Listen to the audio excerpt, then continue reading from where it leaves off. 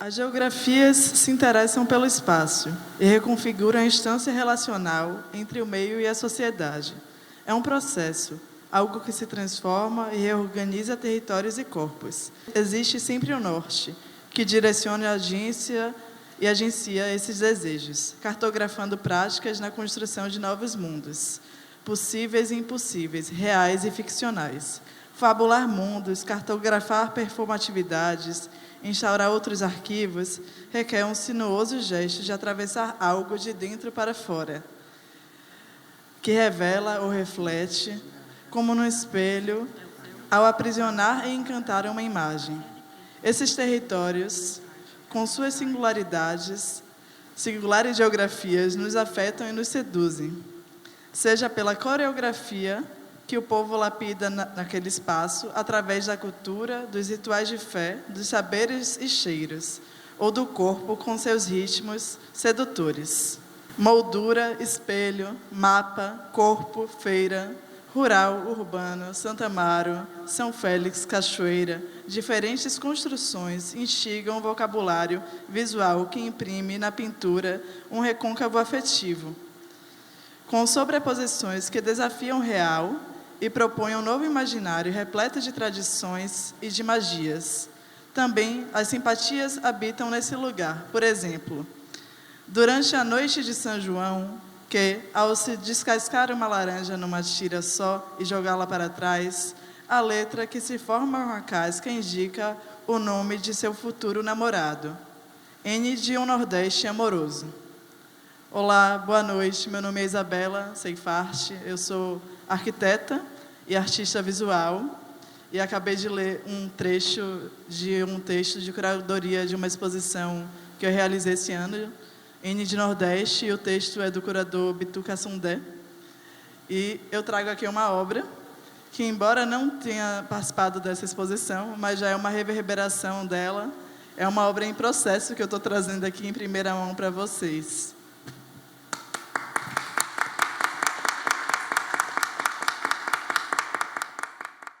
Mais um episódio do The Insight, né? Tá fazendo parte dessa construção aqui, de mais uma edição, né? Essa resistência que é esse projeto.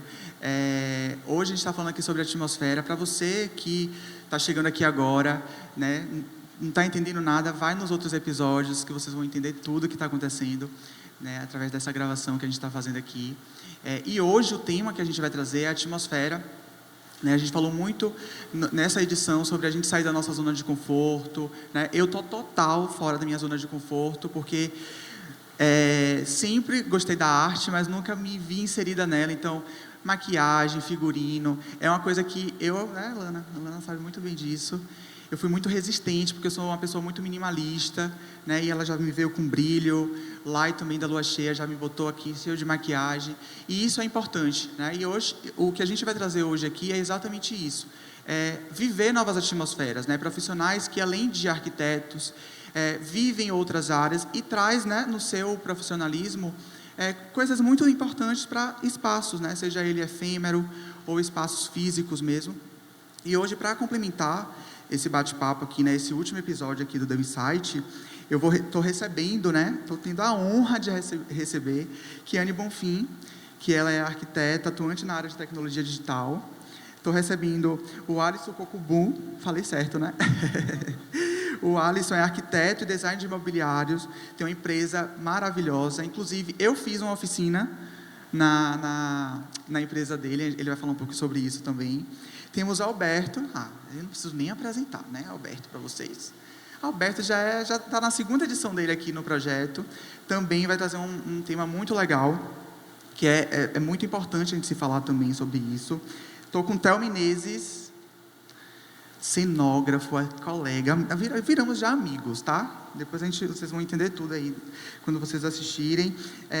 Isabela Seifart, que apresentou esse texto maravilhoso, né, essa obra dela que é lindíssima, vão lá conferir o trabalho dela. E Felipe Paim, que ele é arquiteto e consultor de desempenho acústico-térmico. Não tem como a gente falar sobre atmosfera e espaço sem falar de acústica, né, sem falar de conforto térmico, tudo isso ele vai falar. E para a gente começar... já ia esquecendo. Temos Mauro Vicente, que está direto do Rio de Janeiro, né? Ele vai contar um pouquinho para a gente, e eu já vou começar com ele, na verdade, que ele já vai entrar se apresentando, né? Eu queria saber, Mauro, de você que está aí no Rio e vai falar para a gente aqui, quanto tempo você vem atuando na cenografia, né? E como vem sendo o desenvolvimento dessa área aí para você? Conta aí para a gente. Olá, tudo bem? Eu sou Mauro Vicente, eu sou cenógrafo e arquiteto formado pelas Faculdades Integradas BNT aqui no Rio de Janeiro, onde eu atuo nos Estúdios Globo como cenógrafo titular, exercendo projetos para novelas, para séries, programas de auditório, com experiências no Brasil e no exterior, onde eu cito a novela Pé na Jaca em Paris, a novela Passione na Itália e a novela Sangue Bom no Chile. A cenografia é um espaço muito fascinante, né, onde a gente consegue navegar em diversos espaços. Por exemplo, eu faço o programa de casa e estou fazendo também agora uma novela sobre 1940, onde a gente consegue transitar nesses espaços diariamente, né, volta ao passado e pensando no futuro, trazendo informações que são precisas tanto para o passado quanto para o futuro.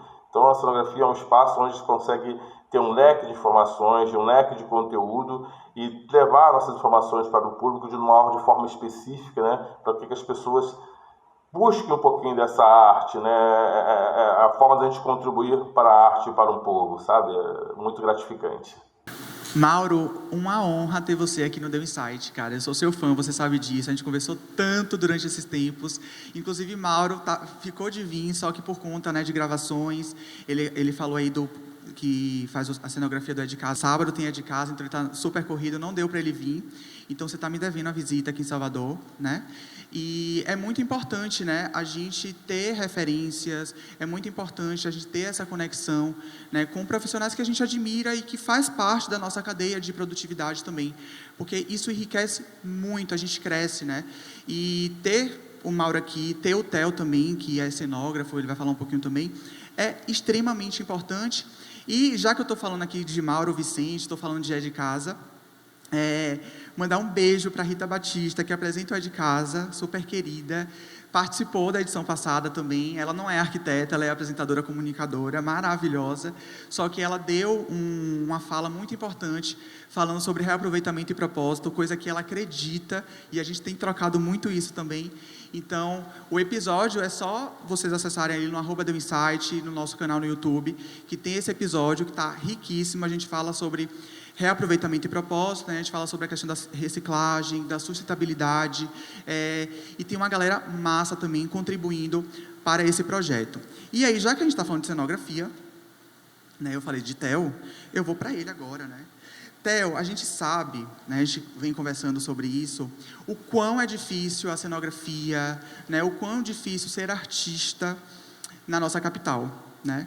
Eu queria que você falasse um pouco como você vem superando isso, né? Como é que você, com vários cases que você tem incríveis, maravilhosos, você pode até citar uns, inclusive aqui atrás de mim, no Cérebro, está passando todo o material, todos os trabalhos desses convidados, então vocês podem estar de olho aqui também. Fala aí um pouquinho para a gente como é que tem sido, né? Resistir na arte aqui da Bahia, ser cenógrafo. Conta aí para a gente. Boa noite a todos. Primeiramente, agradeço esse espaço que você está dando para a gente aqui. Eu acho que é muito válido esse tipo de troca que a gente tem com nossos colegas, porque a gente está falando de arquitetura, e a arquitetura é uma área muito rica, e de diversas outras, ela é uma área que tem diversas outras áreas dentro dela, então tem um universo enorme, infinito dentro de arquitetura. Por isso que é fácil a gente encontrar diversos outros profissionais para trabalhar em cada um na sua especialidade. Então, falando de cenografia, que é a área que hoje eu estou trabalhando, eu sou arquiteto, né, mas meu escritório, atualmente, que é o Espaço Arquitel, ele é especializado em projetos comerciais e projetos de arquitetura efêmera, né? Então, eu vou contar a história para vocês como é que começou minha história relacionada à cenografia, né? Que foi lá na faculdade, né? Inclusive devem ter estudantes aqui também que ouçam essa história, que é muito bacana. Quando eu estagiava, eu tive um primeiro contato com a cenografia que eu me apaixonei de cara. né? Eu trabalhei num escritório chamado Estúdio Espinheira e lá eu pude ter o primeiro contato com projetos de cenografia para carnaval. E aí eu falei assim, cara, que área bacana. Eu já tinha muita admiração por isso, por causa de filmes, né?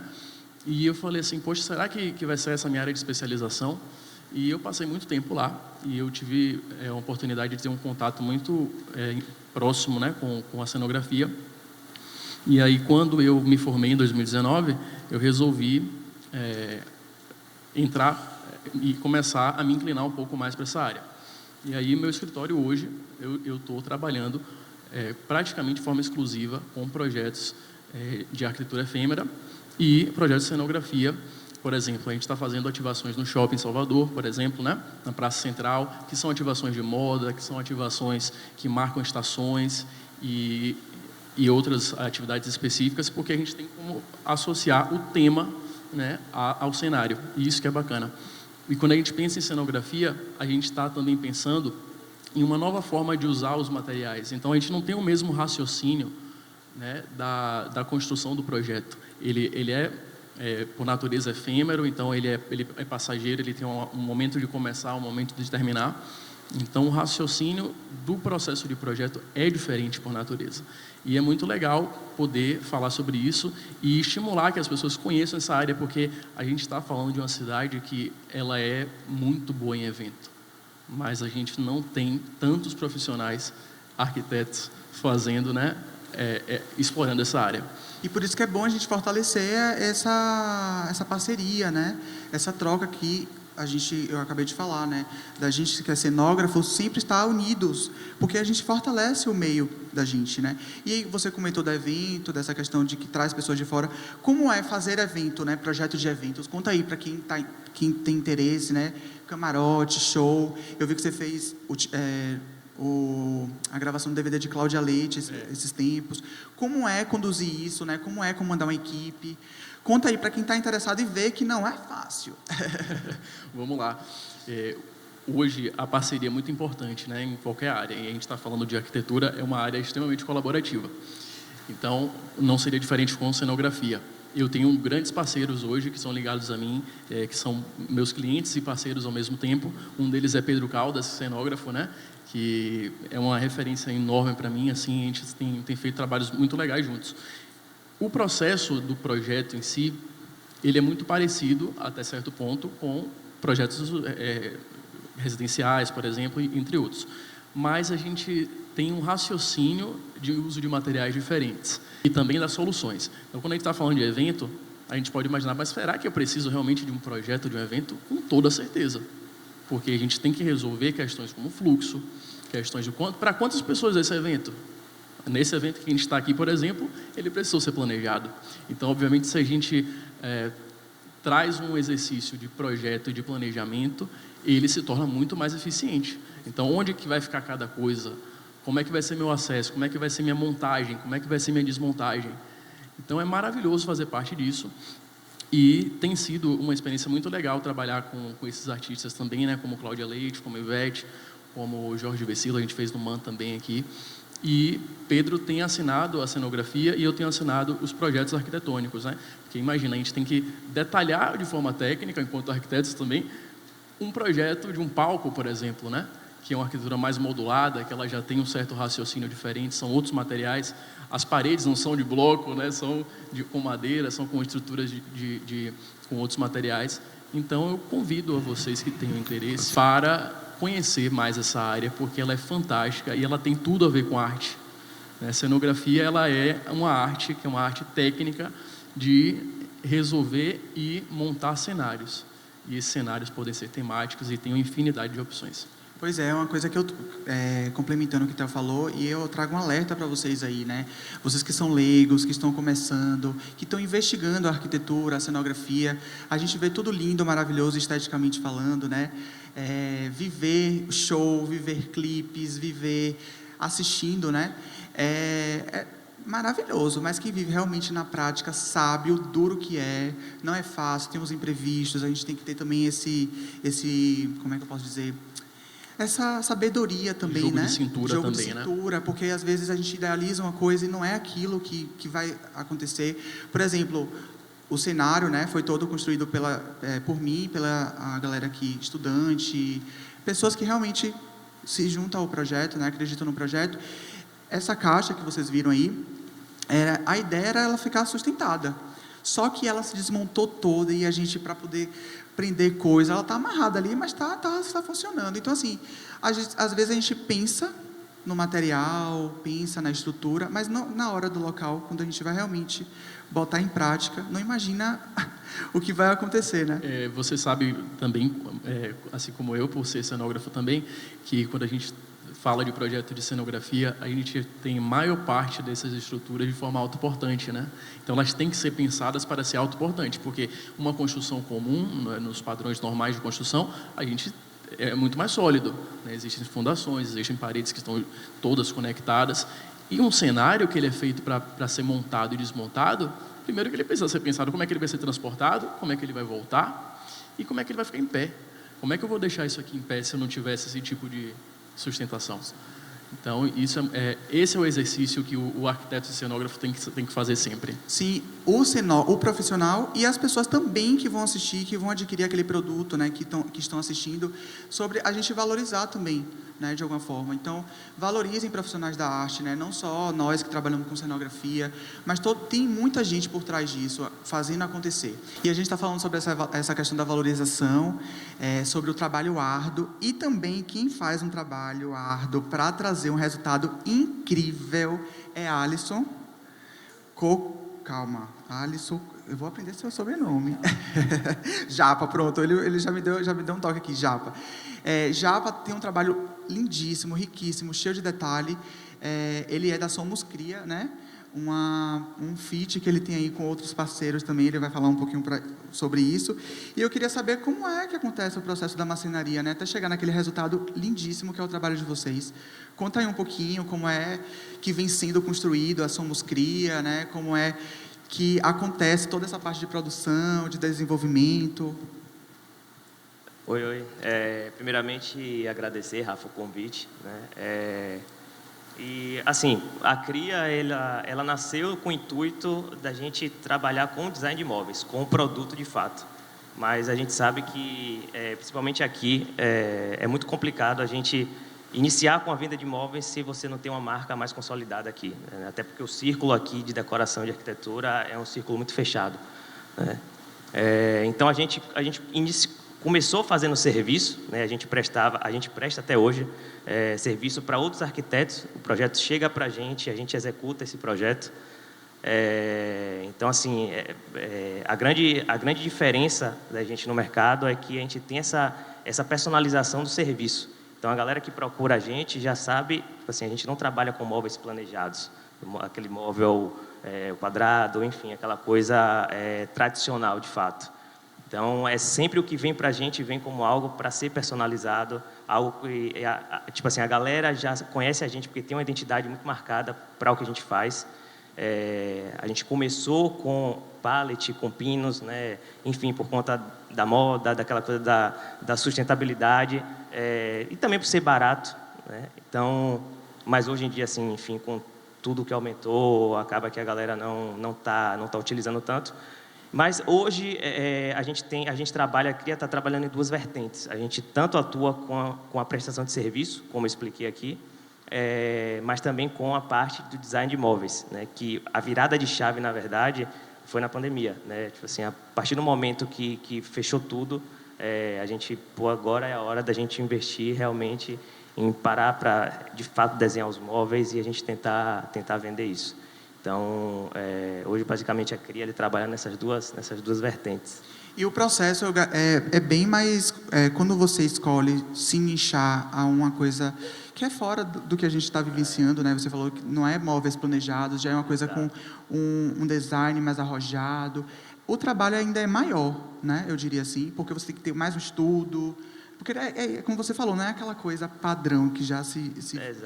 Exato. E fora que, assim, a ideia da gente é ter uma referência, ser uma referência aqui na Bahia, porque, principalmente para o tipo de imóvel, não sei se todo mundo conhece a gente, mas a gente tem uma pegada muito mais industrial. E é um estilo que é um pouco difícil de ser aceito aqui. né? Até por conta, a galera tem uma questão cultural envolvida, né? Mas a gente está tentando educar a galera, mas a ideia da CRIA é que a gente seja uma coisa nascida e criada aqui. A gente está fortalecendo esse brand para poder levar isso, enfim, fortalecer isso aqui, né? Mas assim, é como, aí voltando para a questão do que você falou sobre a dificuldade, né, de fazer isso, e que, assim, de fato é porque hoje a galera que procura a gente, se você for parar para perceber, o design e a arquitetura, ele está, tipo assim, ele quase, tipo assim, o limite entre o design e a arquitetura, ele está se dissolvendo cada dia que passa, né, no sentido de móveis multifuncionais e tal. Então, assim, cada dia que passa, os arquitetos e os designers, eles estão buscando solucionar espaços através de objetos de design, né, e esses objetos passam a ser o protagonista do espaço, né? Então, então esse limite, ele está, cada dia que passa, se dissolvendo mais. A gente faz isso inconscientemente, né? É natural. Você tem uma estante que ela ao mesmo tempo, ela é um divisório, ela é permeável para outro espaço, ela, ao mesmo tempo, é um suporte de TV que ela pivota, enfim, mostra de um lado e do outro. Então, isso tudo vem complementando o nosso trabalho também. E aí eu fortaleço, valorizem o trabalho dos artesãos, dos designs, porque não deixa de ser um design também, né, além de arquiteto. É muito importante. Eu sei que eu estou chato falando muito sobre isso, mas vou continuar falando. Mas, enfim, vamos voltar aqui. O Japa falou, né, o Alisson falou sobre a questão de conhecer o trabalho dele, da Somos Cria.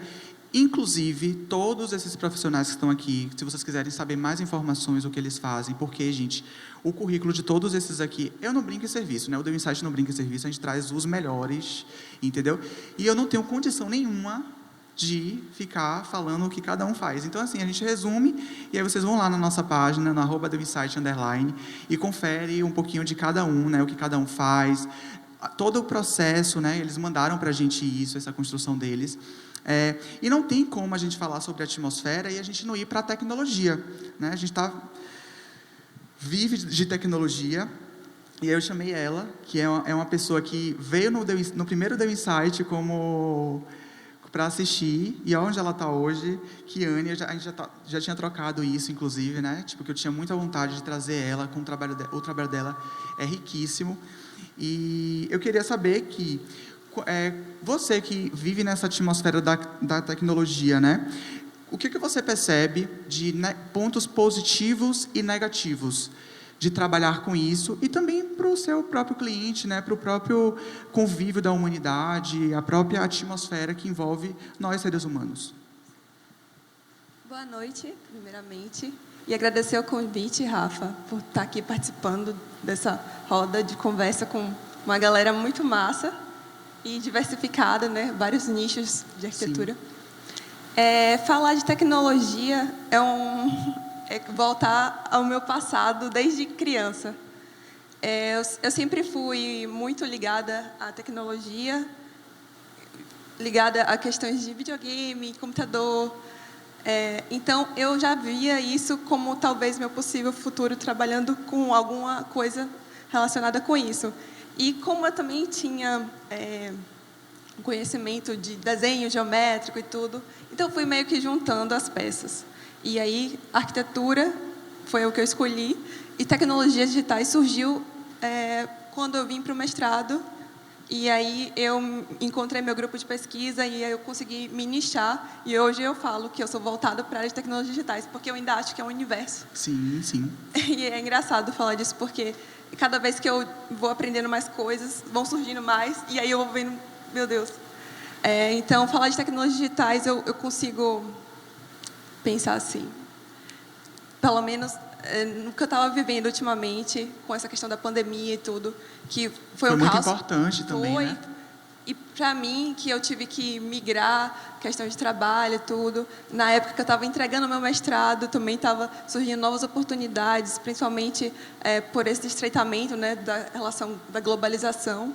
Então, eu vi que foi um estreitamento, como eu falei, e que eu tinha que correr atrás dessa oportunidade, que foi o que foi surgindo. Então, eu consegui perceber que eu poderia ter trabalhar de qualquer lugar. Então, eu fui do meu LinkedIn, coloquei todas as informações, vou mandar meu currículo. Sim. E aí eu consegui uma vaga assim dos sonhos, para mim, pelo menos, de poder trabalhar home office. E eu acho que isso é uma questão muito interessante nos dias de hoje, a gente conseguir trabalhar de onde a gente quiser. Então, já foi uma meta conseguida. Então, eu vejo isso como um lado positivo, da gente conseguir trabalhar com vários profissionais de qualquer outro lugar do mundo, ter uma troca... Essa conexão, né? Isso, uma troca muito boa. E eu vejo que o computador está aí para ajudar a gente, né? Coisas que a gente não consegue fazer manualmente, nem cálculo, qualquer outro tipo de precisão. O computador está lá para processar todos os nossos cálculos, fazer nossas simulações.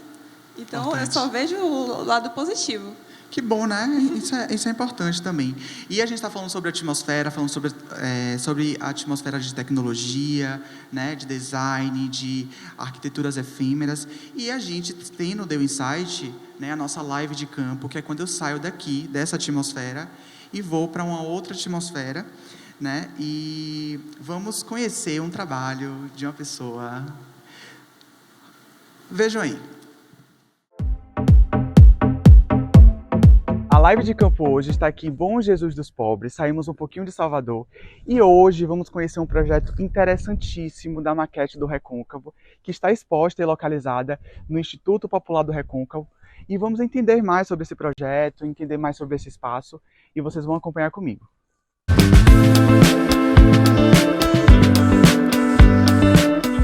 Já estou aqui com Alberto Agnello, ele que é um grande arquiteto, um super amigo, né? E antes da gente conferir esse projeto, essa maquete lindíssima, ele vai contar um pouquinho do Instituto, né, aqui do Popular do Recôncavo, e como tem sido a construção desse projeto, né, da maquete, e também do Instituto que está sendo feito por ele. E conta aí pra gente, Beto, como é o Instituto, como é que você está, né, nesse processo de desenvolvimento. Na verdade, é bom começar como foi no início, né? Sim. O convite ele surgiu a partir da maquete, que era para construir uma maquete do Recôncavo da Bahia. E aí a ideia da maquete é trazer uma maquete que trouxesse a identidade do Recôncavo, que trouxesse a cultura, que trouxesse a arquitetura do Recôncavo, e que através disso a gente conseguisse explicar toda a história, né, que envolve o Recôncavo da Bahia, toda a história de território, de identidade. Então, a partir disso foi feita a maquete. E nisso se viu a necessidade de fazer a reforma da casa, porque ela é uma casa da década de 50. Então, ela quando eu vim a primeira vez, ela estava bem degradada assim. O espaço, a telha já estava cedendo. Então, foi feita toda uma reforma em cima da casa, com telha ecológica.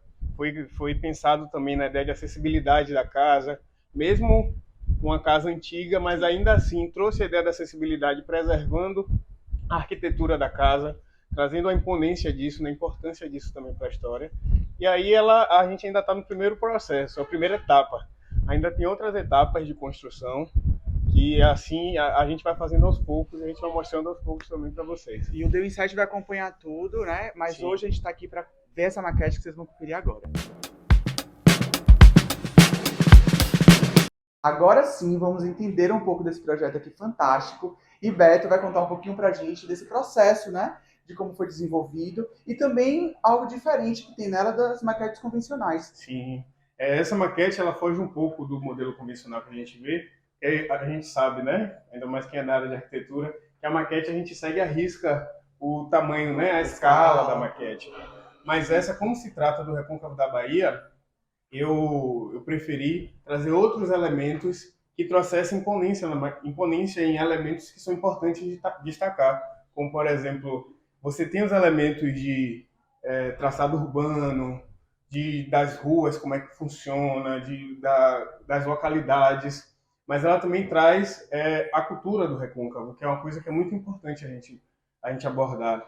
Então você tem aqui as rendeiras do Recôncavo da Bahia, você tem a capoeira em Salvador, que ela é tão presente, você tem também o maculelê de Santa Amaro. Então, esses elementos eles são maiores para realmente eles dar esse destaque para essa parte da cultura. O Recôncavo da Bahia é chamado de território de identidade, né? Então, isso foi o objetivo. Ou seja, trouxe conceito para a maquete. Sim. E também é interessante que a pessoa pode até se encontrar por essas intervenções, né? Que você propôs.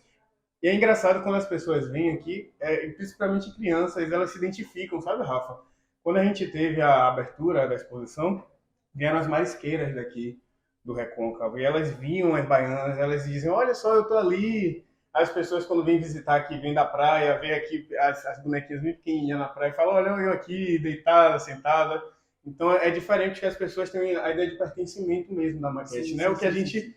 É engraçado, muita gente me pergunta o que é uma maquete física e uma maquete virtual. Sim. Eu acho que a maquete física ela ainda tem essa coisa da sensibilidade, Total, sabe? Dessa total. conexão das pessoas com a maquete, de você se encontrar e se ver ali. Então, essa maquete ela é bem diferente. E aqui nesse pra quesito. gente, eu sou arquiteto, já fiz maquete na época de faculdade. Gente, é impressionante a riqueza de detalhes. Vocês estão conferindo aí, inclusive. E eu queria saber os materiais que você usou, porque para nós profissionais, né, para curiosos também que querem navegar por esse mundo, quero entender um pouco desses materiais, como foi desenvolvido, teve dificuldade de achar material, não teve, o que é que você pensou, né? Não, eu vou usar esse material porque talvez seja um material mais fácil de usar. Como foi isso? Cara, foi coisa, viu, Rafa? Foi coisa que a gente utilizou aqui. Eu sempre brinco que, tipo, acho que a maquete é o nosso... como é que se... Acho que a maquete é o nosso momento, assim, de imersão, né? De imersão. De estar ali focado. É quando a gente realmente sente a arquitetura de fato, sabe, Rafa? Porque você envolve marcenaria. Sim, então, sim. a base dessa maquete ela é com madeira mesmo, de madeira naval. E aí a gente tem a parte de pintura também. Você vê que o mar foi uma coisa que eu quis destacar muito. Porque o mar do Recôncavo, o Recôncavo da Bahia, ela é a segunda maior baía do mundo. Então é algo que a gente precisa preservar, que inclusive a gente tem a ideia da ponte agora, né? Que vai ligar Itaparica a Salvador. Então é um lugar que a gente precisa preservar essa identidade que o Recôncavo tem, porque é um lugar exclusivo.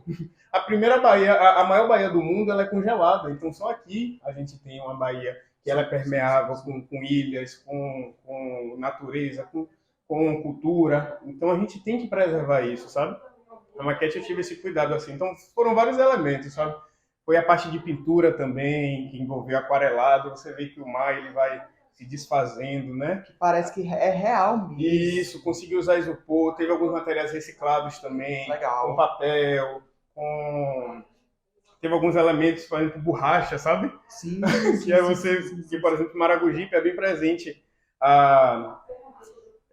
o trabalho com barro. Sim. Então, eu já coloquei ali a borracha para ficar parecendo... Uau! Você vê como fica? Então, vários elementos da maquete foram utilizados, isopor também, então, Panamá, Paraná, então foi todo um conjunto, sabe? Eu acho que além do estudo do material que você faz, obviamente, Sim. tem um estudo, um embasamento total da localidade, né? Sim, você não vai fazer uma maquete com base só em planta, com base só em pesquisa da internet, mas você vai fundo mesmo. Provavelmente você veio aqui, conheceu o espaço, Sim. o local. Como foi essa construção, né? Quanto tempo durou isso? A maquete ela durou mais ou menos uns 2 meses para a construção. E antes de começar, eu rodei o Recôncavo todo aqui, fui em Santo Antônio, visitei as igrejas, visitei os lugares, inclusive trazendo informação exclusiva. Essa é uma maquete que é diferente de qualquer outra que vocês já tenham visto, que eu quis também trazer a parte da tecnologia com ela. Então, ela é uma maquete que tem QR Codes. Então, os lugares que eu visitei, que eu vi que tinha importância, que às vezes eram lugares que não eram tão divulgados, eu coloquei QR Codes espalhados pela maquete, que a pessoa pode vir aqui, botar o celular, e aí ela consegue a informação daquele lugar. Como é que visita, como é que funciona o espaço, como é que chega lá. Sim. Então, são lugares que às vezes a gente não vê, e que você bota o QR Code aqui e consegue se localizar e consegue saber daquele lugar. E legal que, conversando com o Beto, né, a gente batendo um papo aqui, ele falou que essa maquete é uma maquete que sempre vai estar em mudança, né? Isso. A depender da modificação que ocorra, né? No espaço mesmo, né, nessa atmosfera, vai se modificando. Isso é muito legal. Né? É uma maquete construtiva, na verdade. Eu digo que ela não foi terminada aqui ainda. E tem outras etapas, inclusive quando foi construída, teve esse cuidado de não poluir muito, você vê que não tem tantas casas, não tem tantos prédios, porque a ideia é realmente essa, é destacar a importância do Recôncavo da Bahia de Todos os Santos, tá? E a gente poder utilizar ela com o que a gente precisa mostrar. Por exemplo, essa maquete a gente pode trazer informação mostrando as escolas que tem aqui pelo Recôncavo, mostrando os museus que tem aqui espalhados pelo Recôncavo, mostrando os patrimônios históricos que tem aqui pelo Recôncavo. Então, tudo isso ele pode ser removido e pode ser colocado novamente, abordando outros assuntos. Porque, por exemplo, chegou uma professora aqui agora, que veio visitar, e aí ela é de Salvador e não conhece o Recôncavo. Então, aqui ela consegue se localizar, aonde ela pode ir, ela pega o QR Code, vê o lugar, e você vê como isso vai trazendo conhecimento. Isso, né? E popularizando o espaço, né, Rafa? Por exemplo, ela está hospedada num lugar mais longe aqui, mas ela veio para cá só para poder ver a maquete. Então você vê que a maquete ela consegue até atrair, exatamente, turismo, atrair pessoas que naquele espaço às vezes não visitavam tanto.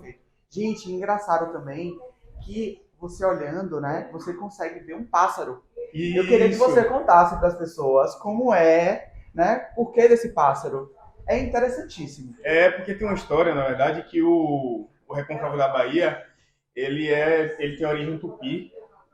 Antes do nome, ele tinha origem tupi.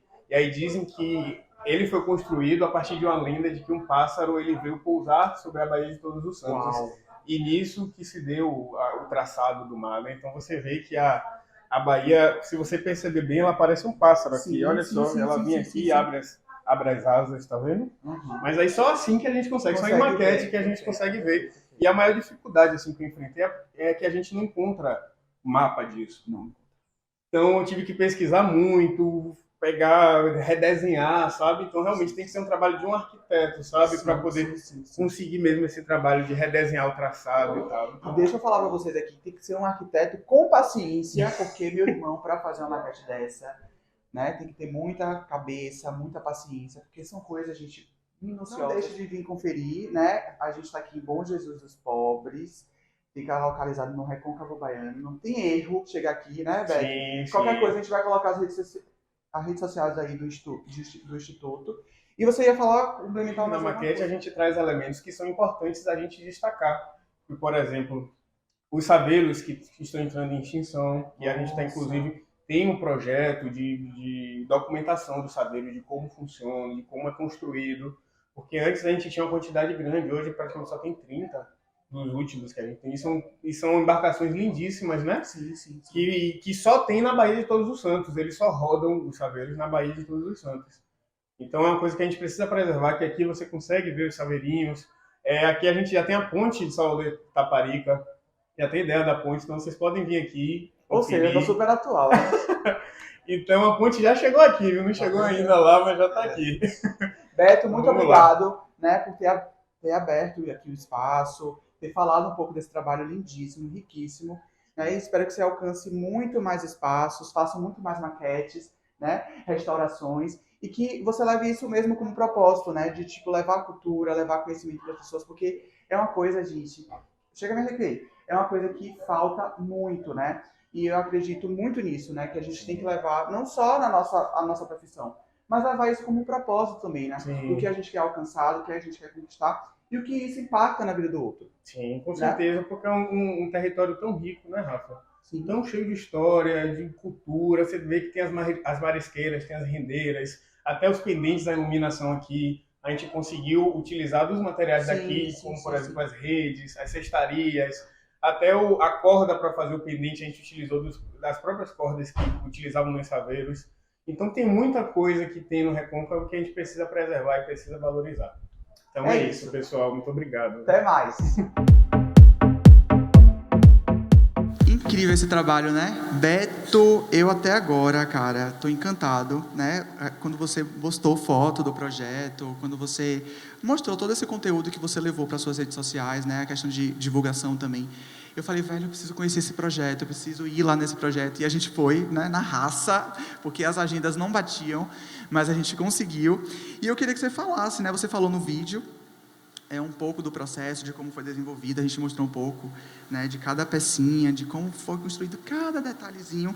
Eu queria que você falasse como foi a experiência de fazer uma maquete, né? Foi sua primeira maquete. Eu queria saber como foi, assim, como foi o convite, como foi, tipo, vou me jogar, ficou com um pouco de receio, porque às vezes a gente tem um pouco de receio de sair da nossa zona de conforto. Como foi isso? Como foi o processo de fazer essa maquete de fazer essa maquete física. E o que é que você vê na relação das duas, né? Tipo assim, da maquete física, que é uma coisa que a gente não vê tanto, para a maquete virtual, que a gente está vendo muito, né? Conta aí um pouquinho como foi esse processo e também essa relação das duas, que você trabalha com os dois tipos, né? Sim, boa noite, pessoal. Prazer.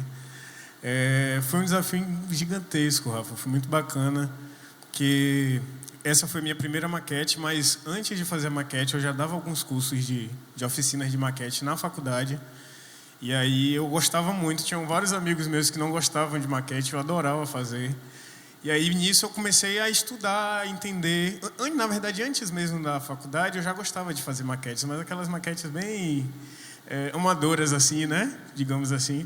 E aí, quando eu entrei na faculdade, eu comecei a aperfeiçoar, a entender como é que funcionava. Então, no segundo semestre, eu já comecei a dar até oficinas fora da faculdade sobre maquete, mostrar como é que funcionava. E fui aprendendo. E foi então que, depois que eu me formei, uma pessoa que me viu fazendo a oficina me chamou para poder fazer o trabalho da maquete. E foi um trabalho muito interessante, porque eu fiz a maquete, também fiz o projeto de restauro da casa, que ficou a maquete. Então, consegui permear em todos os âmbitos assim, da arquitetura, através da maquete também. E foi um desafio gigantesco, porque a maquete física, eu acho que ela toca num ponto um pouco diferente da maquete virtual, porque você precisa entender o que é aquele espaço, sabe? Antes de fazer a maquete, eu visitei vários espaços do Recôncavo da Bahia. Então, eu fui em Santa Amaro, fui em São Félix, fui em Bom Jesus, fui em Salbara. Então, eu saí pesquisando mesmo para entender a cultura do lugar, para entender como é que funciona a rotina das pessoas, como é que as pessoas se veem naquele espaço. Então, isso que a maquete física ela traz, sabe? Era engraçado e foi bacana que, no momento que teve a inauguração, as pessoas elas conseguiam se identificar no espaço.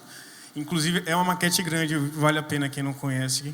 Por favor, tá? Vale a pena mesmo. O espaço está aberto para visitação. Fora que a estrada, você indo para lá, eu fiquei encantado. Eu já queria até comprar casa lá, não foi, Beto? Agora falta o dinheiro, né? E é lindíssima. A casa de 1950. Então, foi uma reforma também, um super trabalho para fazer. Mas ela fica de frente para a praia, então vale a pena fazer a visita e ir no espaço.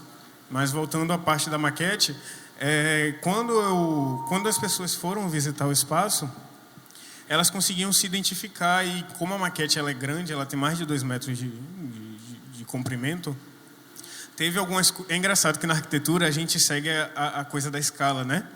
Então, a maquete eu fiz ela toda dentro da escala, porque a intenção era a gente mostrar o Recôncavo da Bahia e mostrar as características que compõem o Recôncavo da Bahia, que é um território de identidade, né?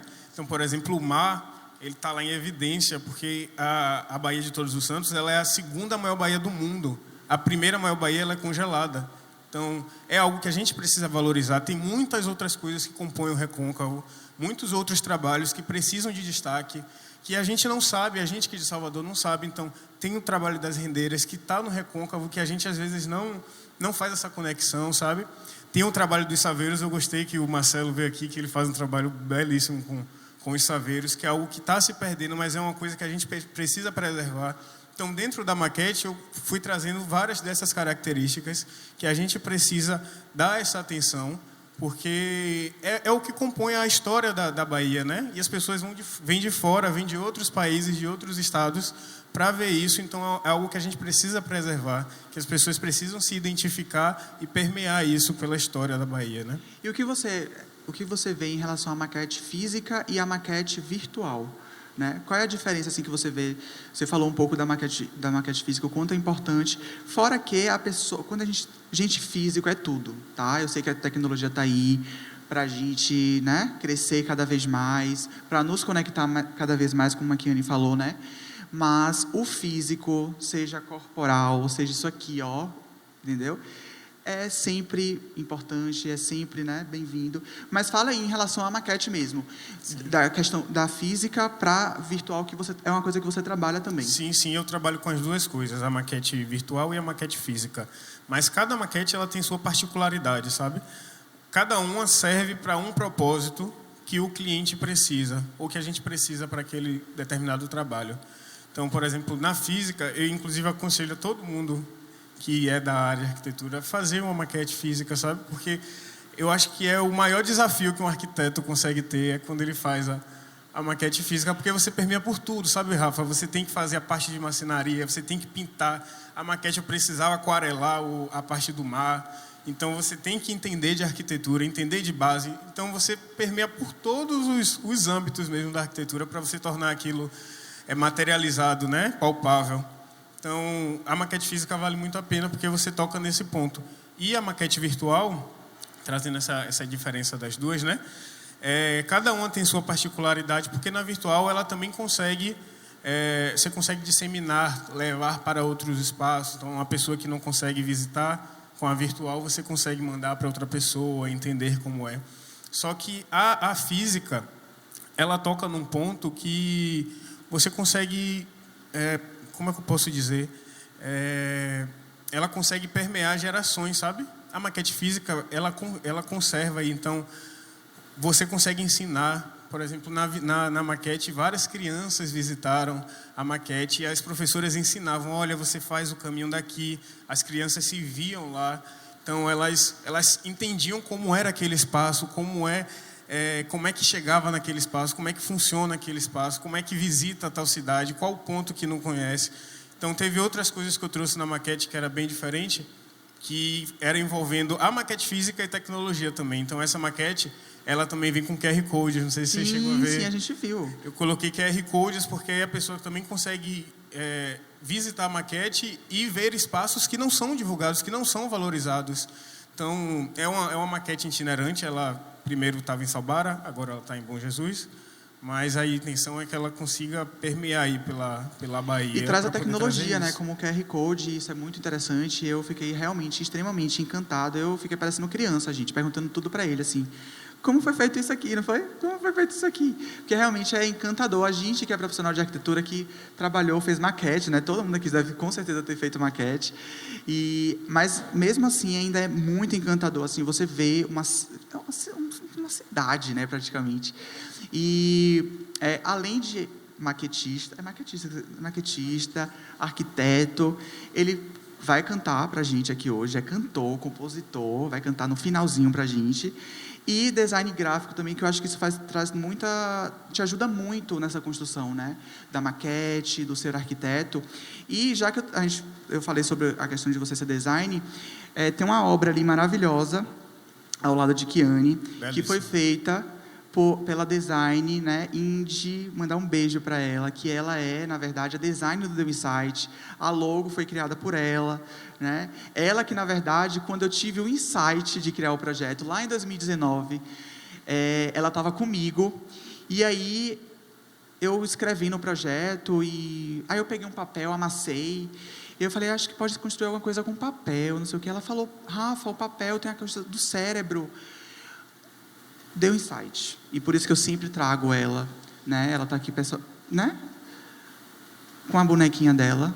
E eu quis muito trazer isso aqui, porque eu acho que a gente tem que valorizar quem faz o projeto acontecer, né? E quem acredita no projeto.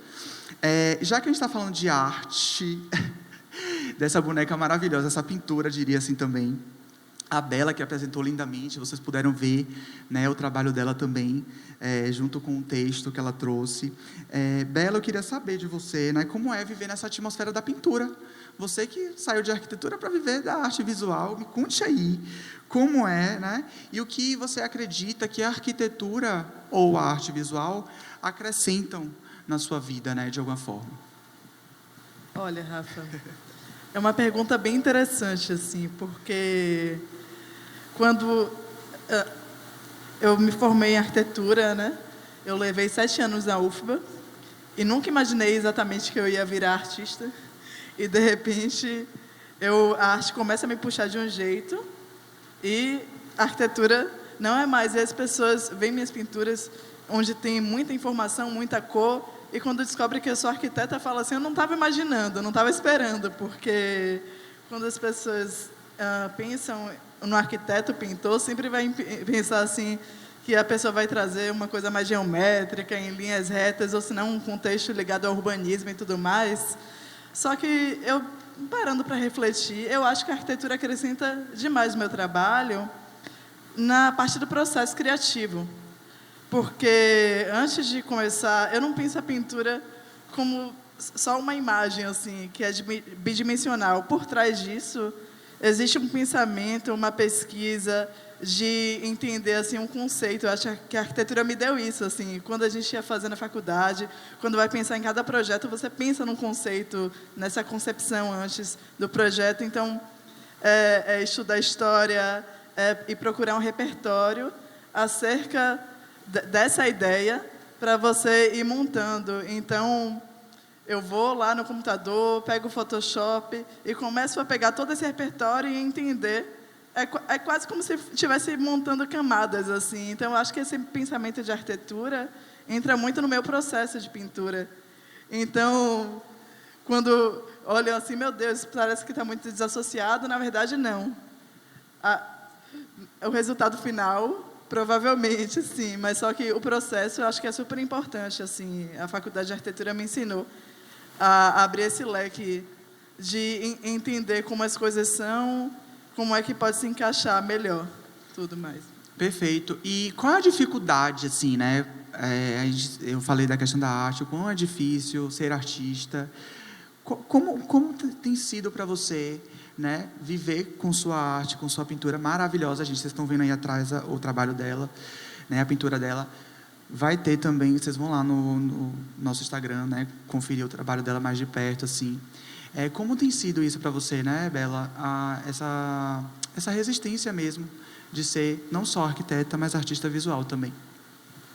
Quando eu digo que eu sou pintora, parece que é uma profissão muito antiga. Embora seja uma profissão muito antiga, é meio estranho. Nossa, você é pintora? Que coisa de mais diferente. Mas, olha, eu acho que a Bahia é um berço assim, de arte mesmo. Assim. E quem tem muita pintura. Quando você pensa em pintura Bahia, todo mundo fala Caribé. Me perguntaram agora ali no camarim. Bela, foi você que perguntou. Assim, que tinha alguma referência muito forte, mas eu acho que a Bahia é um berço cultural muito forte, que se expande de várias formas, assim, na música, na pintura, em vários aspectos. Só que a questão, de fato, que é a dificuldade aqui, é a questão do mercado, né? É a questão do mercado, da educação cultural, praticamente não existem museus, galerias, existem pouquíssimos espaços culturais ativos, e quando eles são ativos, tipo, existe uma exposição, mas o que é que faz uma pessoa sair de casa para ver uma exposição? Eu fico pensando que ainda está faltando aqui, além de chegar essa verba, de repensar a cultura, repensar o museu, como reativar esses espaços que eduquem as pessoas, que façam elas quererem sair de casa para estarem nesses lugares, aprendendo a arte de outras formas. Mas, além disso, tem a questão... Eu estou falando assim mais de uma questão do espaço público, né? Como museus, instituições, mas também tem uma questão da economia mesmo. Eu acho que está circulando mais no Sul, eu acho que é São Paulo, Rio de Janeiro. Aqui na Bahia, o mercado da arte, das artes visuais, é o meu lugar que eu posso falar, né? Ainda é muito fraco. É difícil, mas eu acho que a gente tem que ser criativo e tem que tentar se esforçar mesmo. Enfim, você está abrindo um espaço para a gente ir conhecendo. Hoje em dia, as redes sociais também acabam ajudando um pouco a gente a ampliar nosso trabalho. Mas ainda bem que faz um ano que eu estou trabalhando com uma galeria aqui em Salvador, com a RV. E aí eles conseguem levar os artistas, eles trabalham muito nossa carreira de levar para feiras no Rio de Janeiro, em São Paulo, e acabar expandindo. E aí a gente tem que ir pensando sempre, né, nessa questão de expandir para um mercado mesmo de arte e também pensar projetos que a gente possa levar para o público em instituições públicas. Perfeito. Isso que Bela falou é muito importante, né, da questão cultural, que a gente não tem essa cultura de ir para teatro. Um dos motivos do Deu Insight ser gratuitos, né, é exatamente isso, para as pessoas poderem vir ao teatro, mesmo que não se interessem pelas temáticas que a gente está trazendo, mas que venham, né, tem um foyer, que tem exposição aqui rolando. Então, assim, é importante a gente trazer isso, né, essa pauta de que a gente precisa viver mais a cultura, a gente precisa mais viver novas atmosferas, sair da nossa zona de conforto, né? Vamos sair um pouquinho, vamos buscar, né, insights, talvez, no museu, né? A gente trabalha de arquitetura, fica no escritório, vai em loja de decoração, mas vamos para o museu dar uma olhada, né? Vamos para o teatro assistir uma peça, um espetáculo, porque além de você enriquecer, né, o seu profissionalismo, o seu eu, você está enriquecendo o trabalho de um artista como a Bela, né? E o meu também, obviamente, que trabalho com cenário.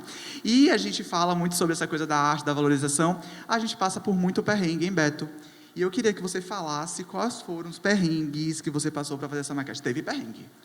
Teve muito. Pois abre aí o jogo pra gente, vá, bora. Teve muito. A maior dificuldade, na verdade, foi entender como é o Recôncavo da Bahia, né? Porque é uma coisa que a gente não tem documentado para transformar em maquete. Você não Eu fui pesquisando em tudo, base Sicar, peguei o Maps. Então, o que você até falou sobre o trabalho de design, o bom é que cada coisa vai linkando com a outra e vai ajudando a outra, sabe? Com o trabalho de design, eu conseguia fazer fotomontagens. Então, pegava um pedaço do mapa e encaixava com outro. E aí a gente conseguia fazer a fotomontagem para entender como era o traçado urbano do recôncavo todo da Bahia. E nisso a gente conseguia materializar. E transformar isso em escala, né? Porque ainda tem toda a questão de escala para a gente seguir. Então, foi muito complicado assim, fazer de verdade a maquete. É um desafio grande, porque algumas coisas a gente também não encontra aqui em Salvador. Então, eu precisei importar, eu trabalho com maquete física e importo também isso, algumas né? coisas. Do transporte, né? Isso, tem que vir algumas coisas de fora, porque aqui a gente não encontra. Até materiais de maquete é difícil encontrar. Então, teve vários perrengues assim, para conseguir materializar e terminar de fato o trabalho. Só que foi maravilhoso, foi gigantesco. E é isso. Essa questão da escala, a gente segue muito à risca, né, nas maquetes. Só que essa em particular, por se tratar do recôncavo, eu vi que não tinha como a gente seguir aquela escala certinha de acordo com a norma que a gente aprende, né? Porque o recôncavo é muito mais que isso, é muito mais que arquitetura. Ele é um território de identidade, então ele tem a cultura envolvida, tem a parte de história que é riquíssimo no recôncavo. Então, cada parte assim da cidade, eu fui colocando objetos que refletiam a cultura também daquele lugar. Então, se você for lá, você vê o maculelê, tem uns bonequinhos do maculelê um pouco maiores do que a escala normal, porque isso também precisava de destaque. Não dava para eu deixar pequenininho lá. Tinha que ter destaque. Então, tem lá as rendeiras, que é tão presente em Salbara. Tem lá a capoeira também, que é de Salvador. Então, vários... tem o trabalho com jarros também, presente em Maragogipe. Então, cada partezinha da cidade, eu fui mapeando e dando destaque a pontos que são importantes a gente saber e ser destacado, a gente valorizar, né? O Rafa está instigando muito isso da valorização. Então, a gente precisa valorizar a arte que a gente tem aqui, porque a gente não tem em nenhum outro lugar do Brasil. Ou do mundo, né, Rafa?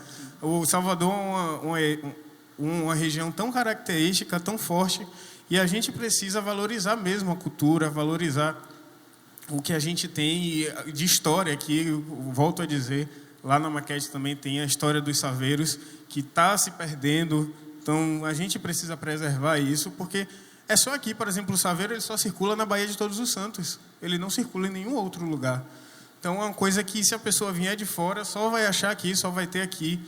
Então, os trabalhos que a gente desenvolve aqui, seja como arquiteto, seja como um cenógrafo, a gente precisa valorizar, precisa ir, precisa conhecer, porque tudo isso depois vai te dar bagagem para desenvolver outros trabalhos.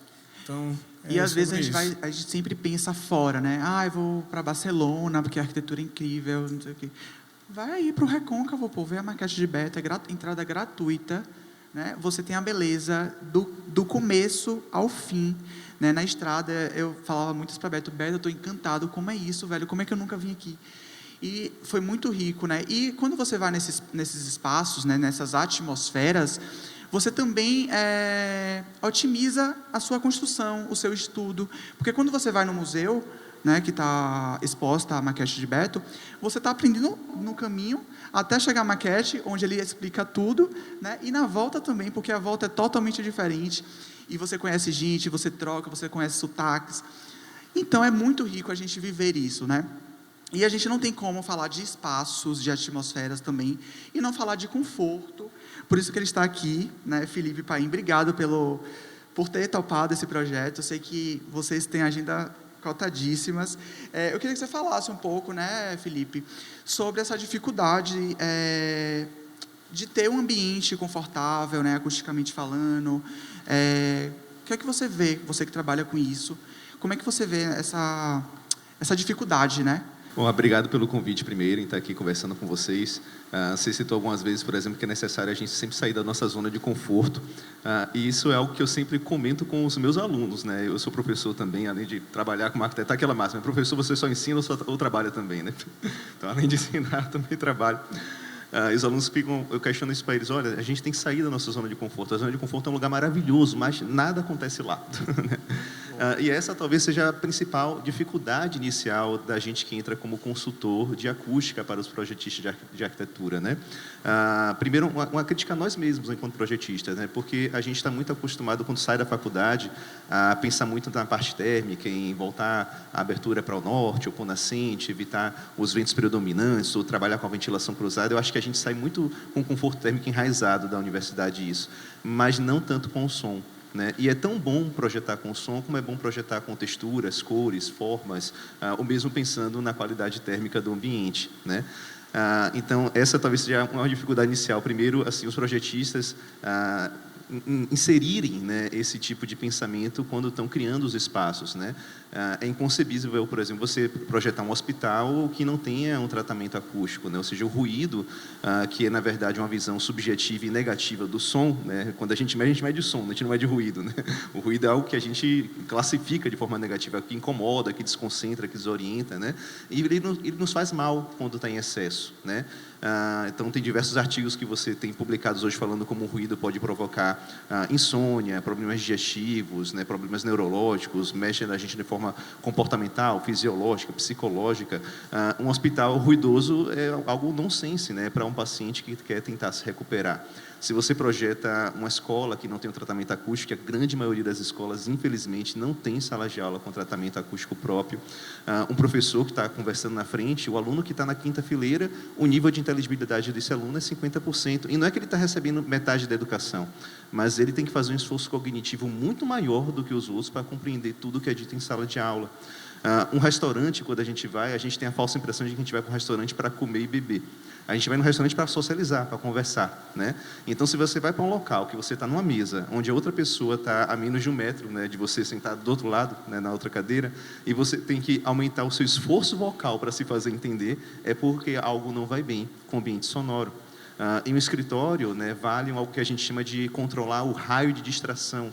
Né, você atender um celular no meio do escritório e você atrapalha mais 8 colegas seus que estão tentando se concentrar. Né? Então, o conforto acústico é necessário para você auxiliar com a produtividade. Então, essa é a principal dificuldade inicial. O próprio projetista inserir isso, né, no desenho quando ele está criando os espaços também. Amadurecer, né? E como você trouxe da zona de conforto, a gente profissional de arquitetura, a gente sempre está fazendo as mesmices no sentido de não olhar mais para isso, né, como conforto. Rafa, mas acaba que é uma coisa além, é mais cara, mas é um benefício de alguma forma, né? É um caro que, a depender, não é caro. Você pode falar muito bem sobre isso, se é caro, se não é.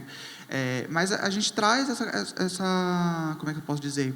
Traz todos esses benefícios que você citou, né? Em diversas atmosferas, diria assim, né? Então, é muito importante a gente sempre entender isso, né? Buscar mais a fundo sobre o conforto e não ter esse preconceito de que é caro, de que não vou fazer porque o meu orçamento vai ficar maior, mas entender, né, de que forma você pode conduzir isso da melhor forma e que seja acessível para o cliente, né? Seja acessível para você também, porque eu acho que tudo é válido. Com certeza. E hoje você tem alternativas que são extremamente viáveis para um projeto, né? Você tem soluções acústicas, seja de isolamento, né, que mexe muito mais com a parte construtiva, né? Quando você fala de isolamento, você quer lidar com alvenaria, com portas, com janelas, né, para você impedir o som de passar de um ambiente para o outro. A outra é o controle da reverberação, e mexe muito com o design, mexe com o espaço, mexe com as cores dos ambientes, com a textura que você vai projetar. E esses materiais acústicos absorventes, para controlar a reverberação de um local, você tem de uma variedade assim, enorme, uma gama de preços, né, estéticas, né, e resultados também, de aparência, né, que eles vão provocar. O que a gente tem que sempre lembrar é que a acústica, independente do custo do material, tem muitas soluções que são manufaturadas, né, o cara tem um bom trabalho de marcenaria, dá para transformar em material acústico. A gente já fez trabalhos legais com pallet também, né, envolvendo absorção sonora. Mas quando você pensa nisso no projeto, né, do início, né, no traçado do desenho, as soluções saem mais assim, otimizadas, saem mais compatibilizadas, na verdade. É o melhor momento para se pensar na acústica. A gente fala que é uma solução que mexe com a parte técnica, porque é baseada em cálculo, né, mas tem que também ter um resultado estético. Né? Nós somos arquitetos trabalhando com acústica, né? Isso não é só engenheiro acústico. Né? Pois é, a gente quer que saia um resultado bonito também. Sim. Muito importante essa sua fala, né? Tanto a primeira como essa, para a gente poder desmistificar mesmo essa coisa de que é porque é tecnologia, é algo mais atual, é algo que está se falando mais agora. Mas vamos tentar ver se não cabe para a gente, né, também, e ter uma melhoria de alguma forma. E a gente está falando de acústica, de conforto de espaços, e não tem como ter um espaço legal e a gente não ter um mobiliário bacana.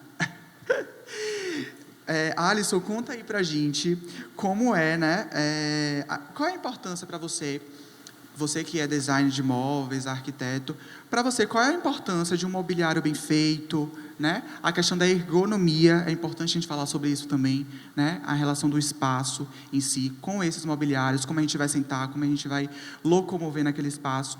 Conta aí pra gente, para você, você que trabalha com isso, né? Que tem vivenciado muitos projetos assim voltados para esse foco no design, nos mobiliários. Como é que você vê essa questão, né, da importância? Assim, Rafa, eu acho que o móvel ele é essencial para você otimizar espaço, né? Você otimizar espaço para tornar o espaço mais prático, mais confortável, mais acolhedor. Então, tudo isso tem que estar envolvido. E, assim, pelo menos para a gente, existem 3 pilares básicos, assim, que eu acho que para você fazer o design, você precisa seguir esses 3 pilares, né? Que é a questão da... Tipo assim, você tem que ter uma estética bem definida, né? Seja uma estética que dialogue com a arquitetura, né? Ou então da sua própria identidade, né? Como designer. Tem uma questão de conforto também, seja um conforto visual, né? Ou, enfim, um conforto físico mesmo. E a funcionalidade, que é o que você estava falando. Eu acho que, acima de tudo, o móvel ele é criado para o usuário, né? Não é o design que cria. O design ele tem que criar, o design acontece, é aquela frase, né? Ele acontece quando ele passa a ser funcional para quem está utilizando. Então, eu acho que esses são os 3 pilares básicos para realmente você ter uma coisa que tenha um design bom, né? Perfeito. E a gente está falando de acústica, de espaços, de arquitetura, de cenografia. E eu pedi para Mauro, né, que está aqui com a gente também, direto do Rio de Janeiro. Eu tô falando, desde o ano passado que a gente está chique, trazendo pessoas de diversos estados. No primeiro episódio a gente teve Isa, né, que tem um trabalho incrível, não só como arquiteta, como design artística, mas também ela tem objetos e, como é que eu posso dizer, utensílios, tudo levado ao conforto, né? Ela pensa muito sobre isso. Ela contou para a gente também no primeiro episódio lá sobre futuros. E Mauro deixou um recado para a gente, como é fazer um cenário dentro de uma casa, não é de casa. Conta aí, Mauro, para a gente.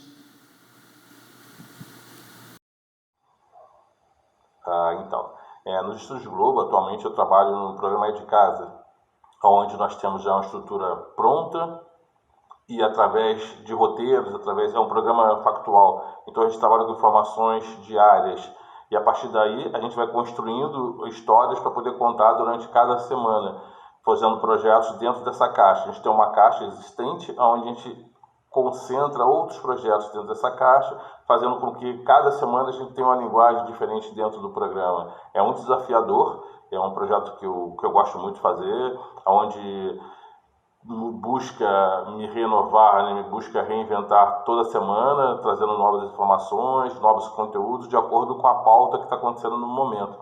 Então, isso é muito rico de informação. Esse programa. Pronto, tá aí as considerações de Mauro, né, desse projeto tão legal que é o É de Casa, que envolve casa, é uma casa mesmo, e que dentro dessa casa eles transformam em vários cenários.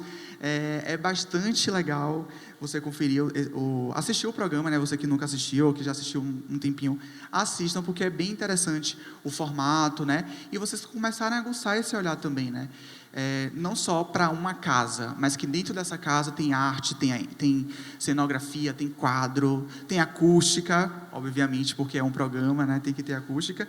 E eu queria que você falasse um pouquinho, Felipe, sobre...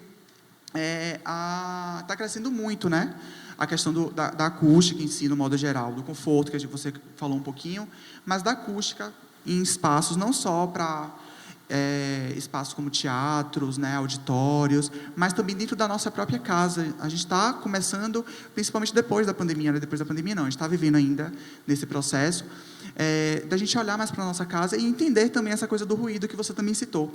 Como é que você está vendo esse crescimento? Você acha que realmente as pessoas estão buscando mais, ou ainda está naquele tipo, com receio? Como é isso? Eu diria que, assim, quando a gente antigamente começava a trabalhar com acústica, né, perguntava para alguém, onde é que você acha que precisa de acústica? Acho que a primeira coisa que a pessoa pensava era o teatro, então falava em estúdios, né, de música, alguma coisa do tipo.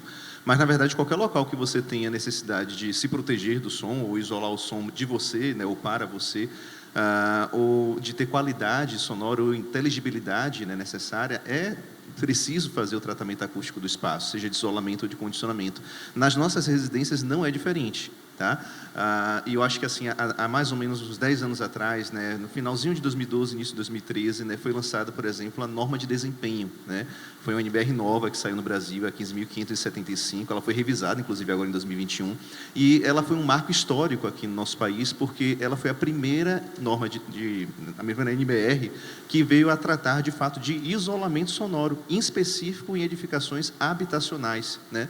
Então, ela traz, por exemplo, níveis de isolamento entre o seu quarto e o quarto do seu vizinho, entre as suas salas, entre o seu apartamento e o corredor, as janelas do seu dormitório para o meio externo, né? O Brasil, até então, não tinha nenhum parâmetro, né, para a gente seguir isso, né? E desde 2013, né, começou a ter essa exigência, na verdade, para os novos prédios, né, que estavam sendo executados. Tanto que, se você busca sobre esse conteúdo na internet, pelo Google, você vê que tem, assim, um boom de pesquisa sobre esse tema em 2013, né? Você ligava a televisão e, tipo assim, programas para assim, pessoas não profissionais, digamos assim, que não é o público da arquitetura, estavam falando sobre a norma de desempenho, né? O pessoal chegava nas feiras de construção e perguntava, olha, mas atende a norma, né? E muito construtor, muito incorporador, assim, meio que foi pego de surpresa, ainda não estava muito bem atento a ela, né? E desde então acho que as pessoas começaram a ficar um pouco mais atentas a esse nível de conforto que elas tinham de fato direito, né? Eu diria que durante a pandemia, né, lá no escritório, por exemplo, a gente recebia, antes, né, do início da pandemia, a gente recebia muita reclamação de, eu quero isolar o ruído da rua, né, tem muito barulho de tráfego passando, caminhão, carro buzinando, eu quero isolar a minha janela, né? Havia muitos pedidos, né, nesse sentido. E durante a pandemia, isso reduziu. Primeiro que as pessoas pararam de dirigir, ficou todo mundo em casa, né?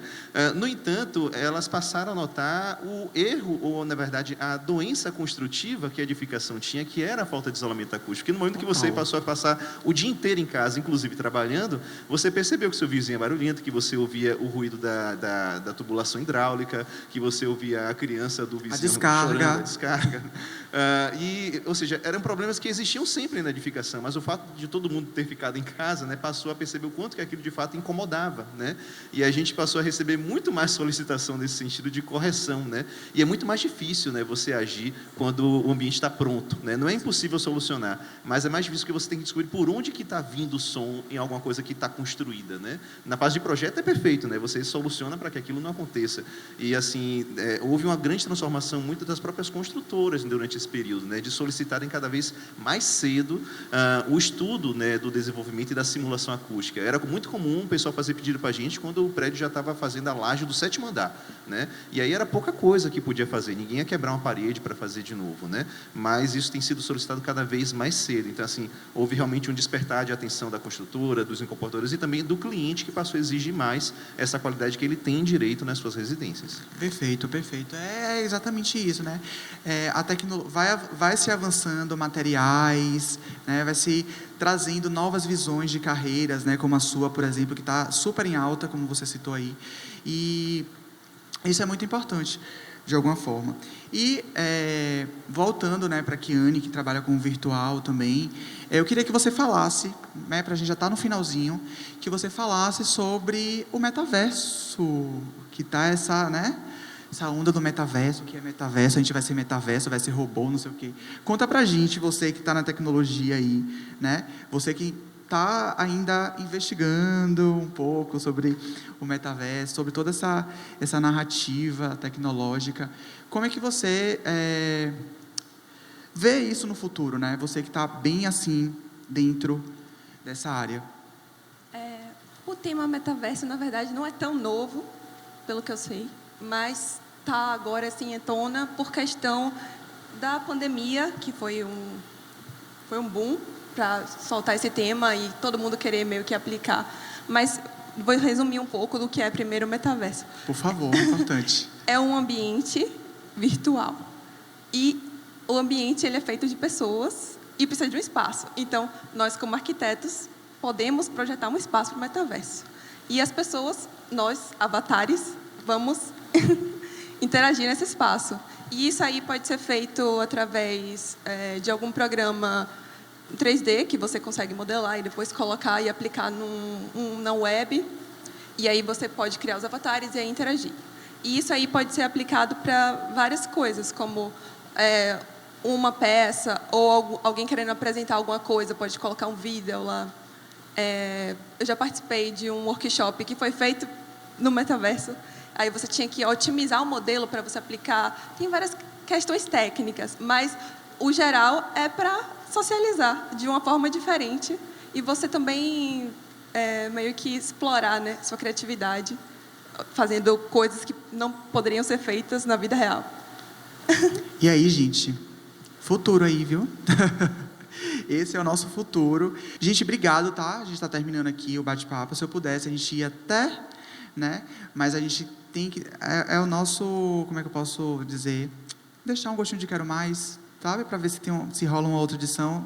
A gente acredita que sim. Obrigado a todos que colaboraram, né? Os convidados, a vocês, plateias também, que estiveram aqui. Obrigado a todo mundo que colaborou. Agradecer minha equipe maravilhosa, né? Chega a me arrepiei de fato, porque, gente, não é só eu que faço isso acontecer. De verdade. Eu sei que é muita força que a gente tem que ter para poder encarar. Bela, que é artista, sabe disso. Tem que ter muita resistência mesmo para encarar, como ela falou, né? Tem que persistir, tem que encarar. E nada disso é construído sozinho, né? Eu não tenho nem condição de falar sobre cada pessoa que colaborou com o The Insight, porque é muita gente. A gente está levando isso para os créditos, né? Quando vocês forem assistir isso, estiverem assistindo isso, vocês vão até o finalzinho, que está até legal o final, porque a gente está mostrando os bastidores, né, Midi? A gente está mostrando tudo que está rolando depois daqui, então vocês ficam de fofoca, vendo o que está rolando nos bastidores, e aproveita e vê quem colaborou com esse projeto, que também é muito especial. Agradecer também a todos os convidados que passaram por aqui, agradecer o Teatro Gregório de Matos, a Fundação Gregório de Matos também, a Prefeitura de Salvador, que apoiou de alguma forma, ao pessoal da iluminação, Gabi, Caetano, o pessoal da projeção, Mari também, que é técnica daqui, Mendes, tá vendo que eu estou dizendo que é muita gente? Acabei falando. Mendes, enfim, todo mundo do teatro, geralzão, né? Fernanda, principalmente Fernanda, Moisés, que é o diretor do teatro, não posso deixar de agradecer a ele por esse espaço.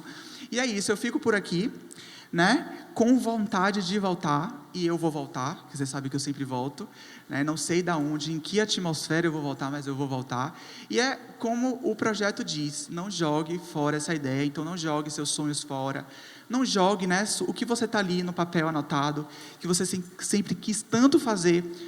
jogue para frente, né? Jogue para o mundo, mesmo que você não tenha condição de ir até o fim, né? No sentido de condição financeira, mas tente fazer do seu jeito, né? Porque as coisas tendem a fluir, as coisas tendem a crescer. Eu fico por aqui, mas o encerramento vai ser com Alberto, cantando para vocês aí e para a gente aqui também. Tchau. Obrigado.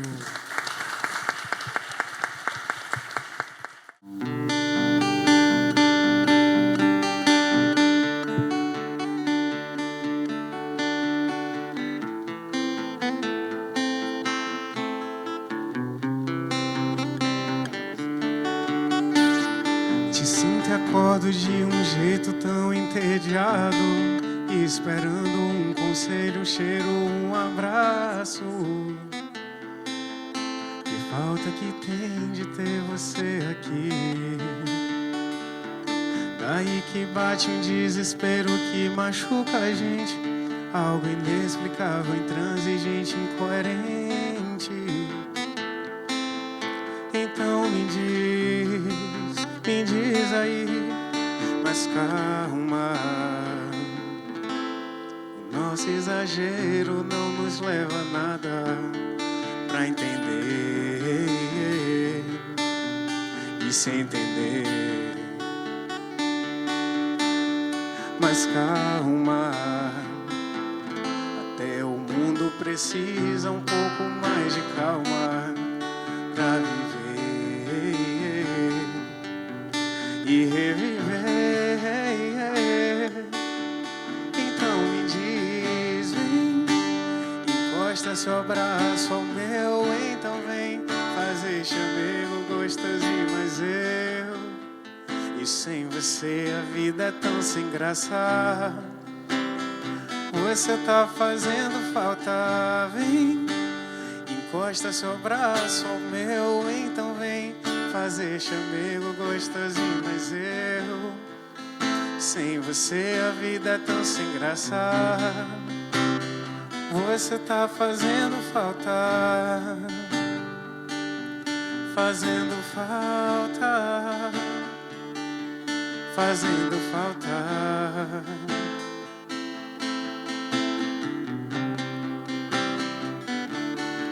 Mas calma, o nosso exagero não nos leva a nada pra entender e se entender. Mas calma, até o mundo precisa um pouco mais de calma pra viver e reviver. Então me diz, vem, encosta seu braço ao meu, então vem fazer chamego gostosinho, mas sem você a vida é tão sem graça. Você tá fazendo na palma, vem, encosta seu braço ao meu, então vem fazer chamego gostosinho, mas tá bonito. Sem você a vida é tão sem graça. E você tá fazendo falta, fazendo falta, fazendo falta. Sem vocês a vida é tão sem graça. Vocês estão fazendo falta. Obrigado. Lindo, viu? Obrigado.